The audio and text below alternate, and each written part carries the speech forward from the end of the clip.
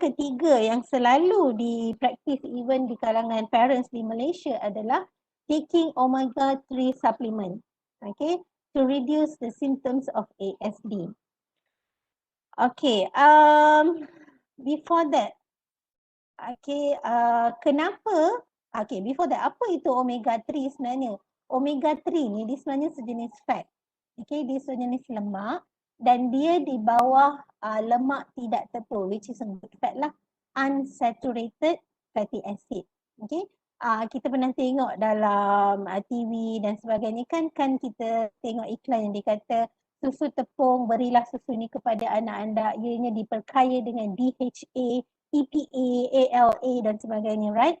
So basically this ALA, DHA, EPA adalah merupakan sejenis fatty acid. Okay? Fatty acid ini adalah sangat signifikan, okay, untuk brain development. Macam dalam iklan dekat TV itulah kita tengok anak dia mula-mula tak ada idea, tiba-tiba mak dia bagi dia susu yang diperkaya dengan DHA, EPA, LA ni, tiba-tiba anak dia pandai nak terbangkan kapal terbang kertas tu. So apa yang diorang cuba cakap adalah that sel-sel otak tu berhubung melalui all this type of unsaturated fat. So benda tu memang betul. Dan adakah bendanya signifikan untuk kanak-kanak ASD?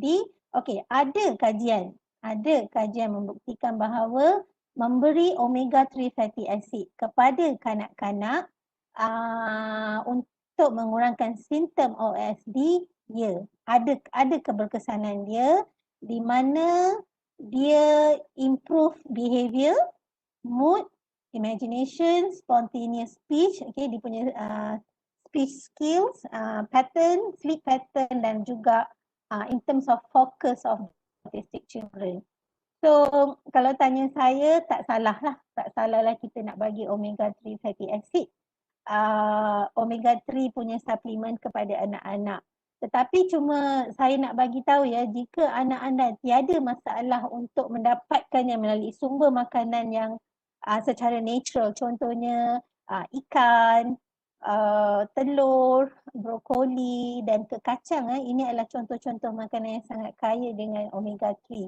So it is better to get it from a natural sources rather than supplement. If your child having a problem or difficulty in eating this type of food, can definitely go with omega-3 supplement. And I juga find out that sebenarnya dia taklah bahaya untuk memberikan omega-3 supplement kepada kanak-kanak. Cuma pastikan dos yang anda beri itu memang sesuai dengan usia kanak-kanak. Jangan ikut recommendation untuk orang dewasa untuk beri omega-3 ni. So bila anda pergi ke farmasi nak beli suplemen ke apa, check berapa yang recommended, berapa gram, mikrogram yang ada dalam tu. Itu adalah satu benda yang sangat penting lah. So kalau nak ni nanti kamu boleh bagi tanya dekat doktor ataupun nutritionist dietitian lah in future. Okay. Selain daripada tu, satu lagi fakta penting mengenai ALA, DHA, EPA ni, dia juga dikenali sebagai essential fatty acid. Essential fatty acid maksudnya badan kita tak boleh hasilkan fatty acid ni. Nak ke tak nak ke, you have to get it from food sources. Maksudnya kena datang dari luar. Badan kita tak boleh hasilkan ALA, DHA and EPA. So benda tu perlu didapati. We must get it from the food sources that we consume. So that's the reason kita kena makan lah. Kita kena makan.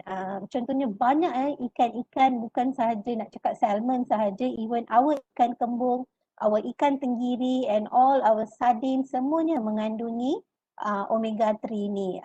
So it's not that only expensive food that come from negara barat saja is good in omega-3 ke healthy food. Kita ada banyak makanan di Malaysia yang sangat diperkaya dengan nutrien-nutrien, especially omega-3 ni lah. Ikan-ikan dekat negara kita memang dah cukup dah. Kalau kita try to consume that, we can get our omega-3 recommendation for our body. Okay, even for the child.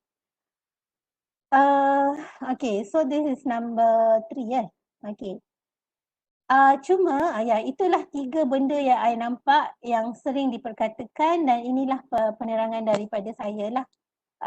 Dan lagi satu, saya nak share, saya ada baca satu review yang baru dipublish baru-baru ini pada tahun 2019, and this review ni dia concludekan bahawa in certain cases, please in certain case, bukan semua, in certain cases, this gluten-free, casein-free diet ni, and then camel milk, susu unta, and then kekemin ni dia sejenis, dia macam turmeric powder, macam serbuk kunyit tapi bukan serbuk kunyit, and probiotic, makanan macam susu cultured meat lah, macam cultured meat ni macam apa tu, Vitagen, Yakult dan sebagainya, dan juga makanan-makanan yang fermented boleh mengurangkan symptoms of ASD.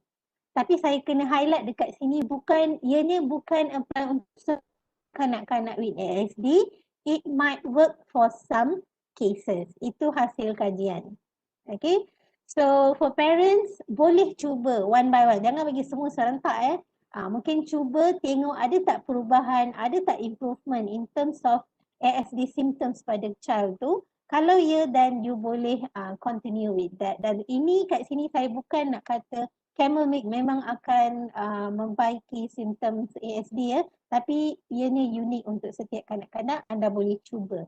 Okay.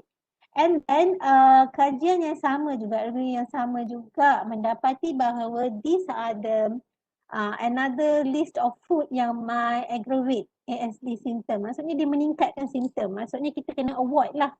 Try to avoid. Okay. As kita dah discuss tadi, consumption of too much of sugar. Okay. Mengambil aditif. Okay. Penambahan dan perisa. Dan juga pesticide. Pesticide ini adalah racun serangga yang kita letak untuk tumbuh-tumbuhan, untuk pokok, untuk tumbuh-tumbuhan dan sayur semua tu kan. That's why dia didapati in some cases dia meningkatkan ASD symptoms. Okay. Genetically modified organisms, ini adalah contohnya kita, kan kita ada something like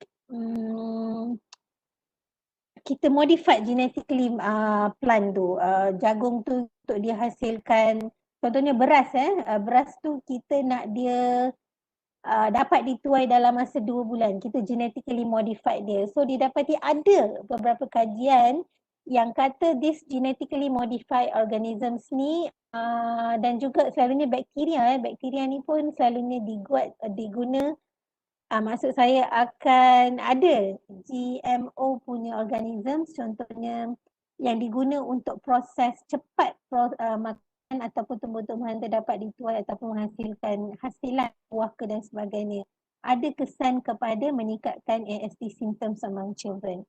And then inorganic processed food dan juga hard to digest starch, dia merujuk kepada kanji yang susah nak didigest. Dia lebih kepada kompleks karbohidrat. Again, saya nak bagi tahu ianya bukan apply untuk setiap kanak-kanak ASD, tapi anda boleh cuba, okay, avoid dan lihat kesannya kepada anak anda. Jika ianya menunjukkan kesan yang bagus, you can proceed. Okay.